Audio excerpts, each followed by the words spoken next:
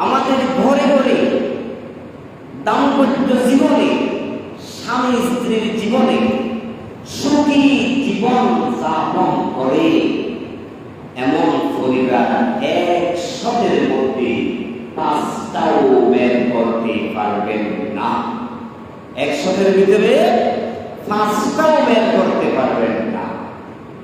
শতকরা 95% তার চাইতে আরো বেশি পরিবারে দাম্পত্য জীবনে অশান্তি, আগুনের কুণ্ডলী হয়ে দাঁড়িয়ে আছে। অনেক স্বামী নিজের জীবনকে শেষ করে দেয়, অনেক স্ত্রী নিজের জীবনকে শেষ করে দেয়। পারিবারিক অশান্তি, দাম্পত্য জীবনে অশান্তি। অথচ মানব জীবনের গুরুত্বপূর্ণ একটা অংশ হলো দাম্পত্য জীবন, বিবাহিত জীবন। এই বিবাহিত জীবন নিয়ে আমাদের দেশের শিক্ষা ব্যবস্থায় কোনো লেখাপড়া নেই। অথচ আমাদের জীবনের অবতারিত একটা অংশ দাম্পত্য জীবন।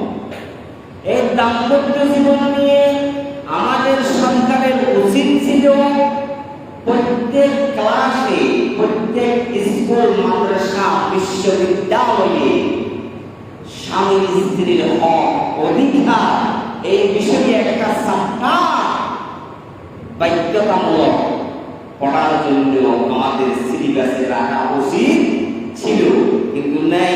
স্কুলেও নাই, কলেজেও নাই, মাদ্রাসায়ও নাই।